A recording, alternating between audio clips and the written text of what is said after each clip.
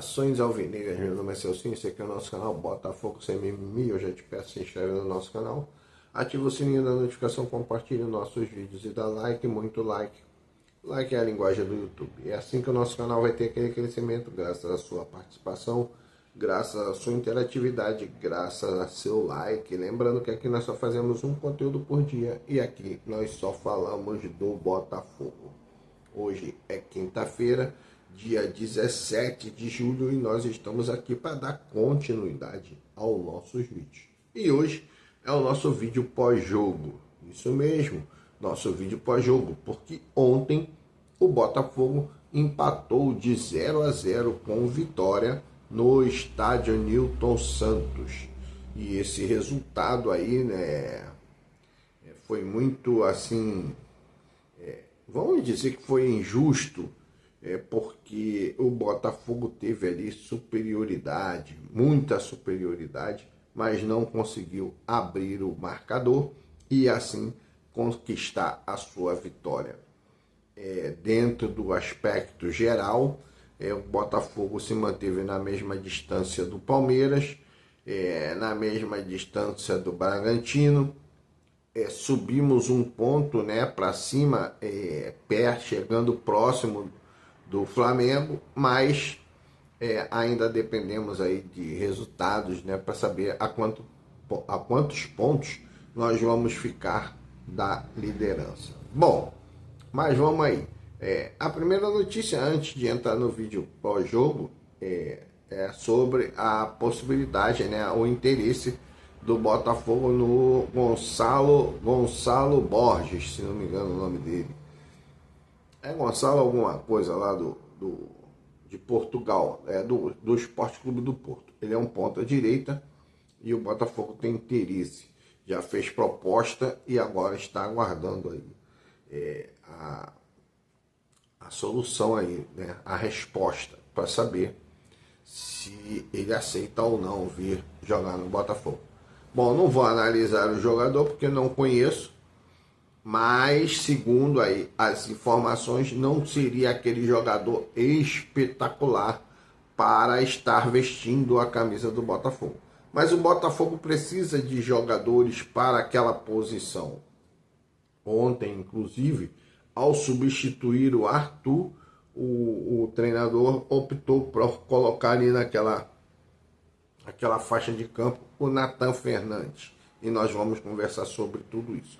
Você sabe, nos nossos vídeos pós-jogo, nós não costumamos fazer ali análise individual, a menos que seja necessário fazer uma contextualização ou outra, nós vamos ali pontuar. Bom, mas o que aconteceu no jogo de ontem? O Botafogo entrou com aquela escalação que nós tanto projetamos, né, aqui no nosso canal. Outros canais também projetaram da mesma forma. Muitos canais tiveram a mesma opinião com relação ao Gregory, que o Gregory ontem fez a sua última partida pelo Botafogo, né, defendendo as cores do Botafogo, a camisa do Botafogo, o nosso escudo glorioso, e ontem ele se despediu. Também teve uma comemoração, né, ou como a gente fala,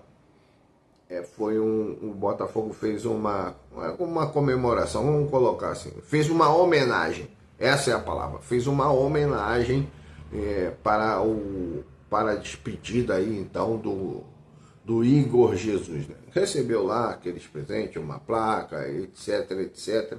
Então o Igor Jesus ontem foi lá dar um adeus à torcida do Botafogo. E também o Gregory, né? O Al Rayyan entrou em acordo com o Botafogo, entrou em acordo com o John Textor e vai efetuar o pagamento da multa. E o Gregory ontem se despediu, inclusive ficou no banco, como nós prevíamos, como nós também não só prevíamos, mas como nós queríamos, né? Se o jogador já está ali acertado com um outro clube, já está praticamente tudo confirmado, seria até temerário colocar o jogador no primeiro tempo, na escalação inicial, né? Seria temerário. O jogador vai, leva um pisão, se machuca, e se bem que o Gregory quase nunca se machuca, mas tudo é possível dentro do futebol. Então, nós fizemos a nossa escalação, outros canais fizeram as escalações também como a nossa, né? Colocando ali o Alan como titular no 11 inicial, e assim foi feito. Então, o Botafogo começou com o John, Vitinho, o Caio Fernando, o Alexander Barbosa e o Alex Telles, o Alan e o Marlon Freitas, o Arthur, o Savarino e o Montoro, e lá na frente o Arthur Cabral. Bom, então o Botafogo entrou com esse 11 inicial. O Botafogo entrou já dominando. O Botafogo foi muito dominante durante todo o primeiro tempo. Fez muitas jogadas, muitas transições ofensivas, muita diversificação de jogadas, né, de padrão de jogo. Então o Botafogo foi muito bem. Eu quero aqui dar os meus parabéns,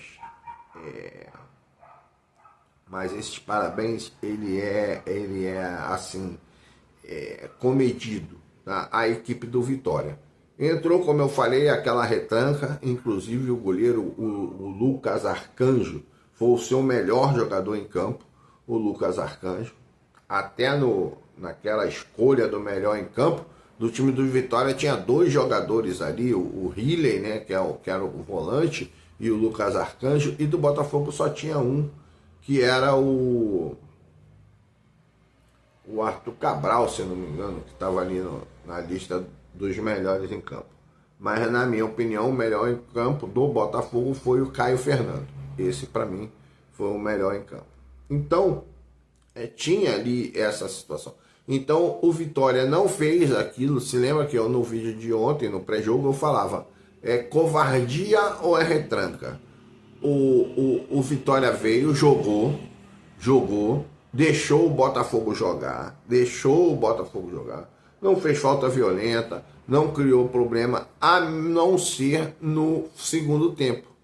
No segundo tempo ali, eu até marquei ali, eu falei, caramba, os caras já começaram, mas já era 30 minutos ali do segundo tempo, quando eles começaram o cai-cai. Aí começou o cai-cai daqui, tanto que o goleiro Lucas Arcanjo levou cartão amarelo. Muitos jogadores do Vitória levaram cartão amarelo, inclusive um que simulou ali uma falta lá na lateral, na lateral esquerda, no caso, né, do Botafogo.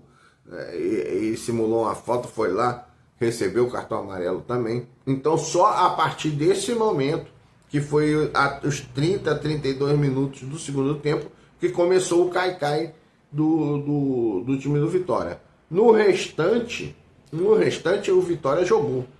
Tanto que o Vitória, eu não gosto de falar do time do Vitória, tanto que o Vitória, quando fez as suas primeiras modificações, que foram 3, colocou 3 jogadores de ataque.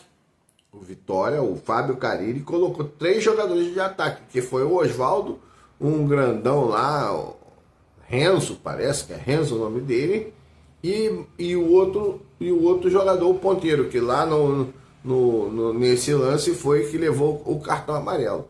Então o Vitória jogou futebol nesses 32 minutos, né? Para trás, para o final do jogo, ele começou aquele cai-cai, e aí os jogadores foram sendo advertidos com o cartão amarelo para todo lado. Bom, então o Botafogo entrou com esse time. Vou repetir: John, Vitinho, Caio Fernando, Alexander Barbosa, Alex Telles, Alan e Marlon Freitas, Arthur, Savarino, Montoro e o Arthur Cabral. E o Botafogo, como eu falei, cara, foi muito, muito contundente, muito agressivo. O Lucas Arcanjo, cara, fazendo defesas espetaculares, salvadoras, tanto que foi escolhido o melhor da partida, né? Aquela votação popular, foi escolhido o melhor jogador da partida. Realmente, o Vitória não ofereceu esforço, não ofereceu perigo para a defesa do Botafogo. Parece que no jogo todo foi 23 finalizações do Botafogo contra 8 do Vitória. Mas o Botafogo acertou 8 ou 9 lá no gol e o Vitória acertou uma. Então não teve dificuldade para o John. A nossa defesa sempre muito bem postada, Vitinho, o Caio Fernando, que para mim foi o melhor jogador da partida, na minha opinião. Não, eu tenho que concordar que foi o Lucas Arcanjo. Mas do Botafogo eu achei o Caio Fernando o melhor jogador da partida. Jogou o Alexander Barbosa, jogou muito também. E o Alex Telles também jogou muito bem. O Alan, ele no início ele teve aquele vigor, o Botafogo retomava a bola muito rapidamente. Realmente o time do Vitória não conseguia jogar, muito por conta do desempenho de Alan e Marlon Freitas.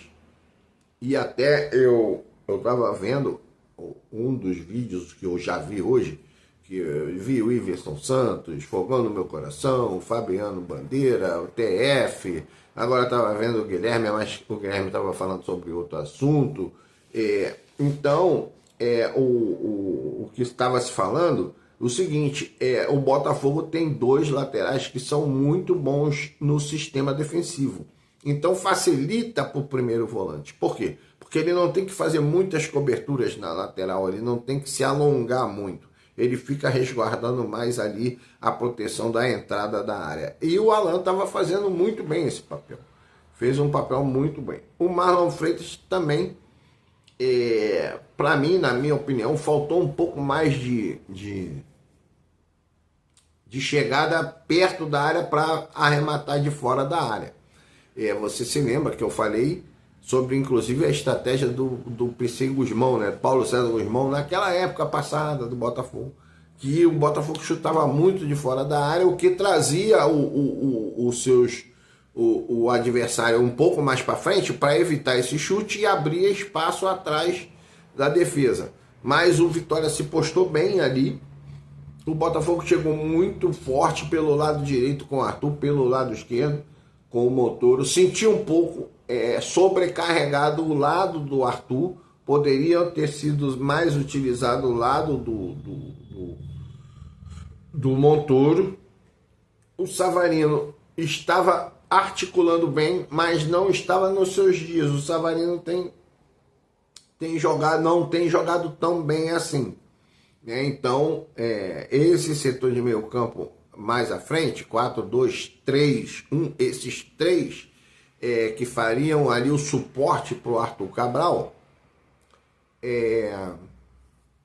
estavam na média. Eles não foram excelentes, mas estavam na média. O Arthur até tentou muitas jogadas individuais de ponta, tentou finalizar, não foi feliz nas finalizações. Os cruzamentos saindo um pouco forte demais. O Arthur Cabral encaixotado nessa linha de defesa. Era uma linha muito forte, às vezes com 6 jogadores, 5 jogadores. Era uma linha muito forte ali atrás. E eu falei, cara, quando o time vem e joga na retranca, que foi o que o Vitória fez, a retranca, é muito difícil. Você tem que criar alternativas. A alternativa era as pontas, o cruzamento pro Arthur Cabral, mas era só o Arthur Cabral que disputava as bolas dentro da área. Não tinha companhia de outros jogadores dentro da área para poder ali pegar uma segunda bola, para pegar uma falha qualquer do zagueiro, para se antecipar. Não estávamos com essa possibilidade. Até porque os nossos jogadores, nesse 3-1, os nossos jogadores são baixos, né? O único jogador alto que nós temos é realmente o Arthur Cabral, que ficava ali sozinho, tentando ganhar a disputa. Mas os cruzamentos para um jogador, você tem que dar um cruzamento perfeito. Tem que ser um cruzamento perfeito. Então, o que teria que ter? Mais chegada de Savarino, mais chegada do Montoro dentro da área para poder fazer esse arremate a gol, para poder pegar essa bola, para tentar ali as jogadas individuais. Teve uma hora lá que o Montoro fez uma jogada individual muito boa, mas também com o time encaixotado. O Botafogo realmente ficou encaixotado na defesa do Vitória. O Arthur Cabral, inclusive, mandou uma bola na trave. O Savarino, se não me engano, também. O Arthur, eu acho, também mandou outra bola na trave. E por último, o Cuiabano, que entrou no segundo tempo, correto? E o Cuiabano no finalzinho ali foi dar uma cabeçada, o goleiro deu aquela raspadinha na ponta de dedo e bateu no travessão, mas não entrou. Então o Botafogo ficou com essa dificuldade. Mas já mudou de um time mediano para um time mais agressivo. Eu acredito que um pouco mais de treinamento, um pouco mais de tempo, o Botafogo vai desenvolver um futebol melhor. Na entrevista, o próprio treinador falou exatamente isso. Faltou sorte, faltou um pouco de tranquilidade, principalmente quando eu falei ali, aos 32 minutos, quando os jogadores do Vitória começaram a fazer o cai-cai, né, aquela cera, faltou um pouco mais de tranquilidade. O Barbosa começou a chutar de muito longe, jogadores tentando chutar de qualquer jeito e não surtiu efeito. Não surtiu efeito. Bom, o nosso treinador ele fez as substituições que eu falei ontem também. Cara, o volante sempre será substituído porque o volante é muito sacrificado. Eu, inclusive, sempre fui defensor de uma teoria. O time tem que ter pelo menos 3 volantes de qualidade. 3 volantes, aquele lenha na madeira, entendeu? Aquele machado cortando a raiz. É assim, meu irmão. Futebol ganha o time que faz falta. Cara, você pode... Aqui é sem mimimi. Vai lá no comentário e fala, meu irmão. Pode falar. O time tem que fazer falta e o volante tem que meter o ferro mesmo. Tem que meter o cacete. É assim que funciona. Entendeu? Não pode... Tem que trocar o cartão amarelo pela falta. A falta pelo cartão amarelo. Tem que trocar. Depois substitui e bota outro que vai levar cartão amarelo também. É assim. Você olha olha o estilo do Palmeiras. Cara, aquele Richard Rio bate pra caramba. Richard Rio, o tal de Emiliano, bate pra caramba. Tem um outro lá, que agora eu esqueci, que também é de seleção. Ele também é jogador de seleção, só que eu esqueci o nome dele. Tá na reserva. Bate mesmo. Então, é assim que funciona.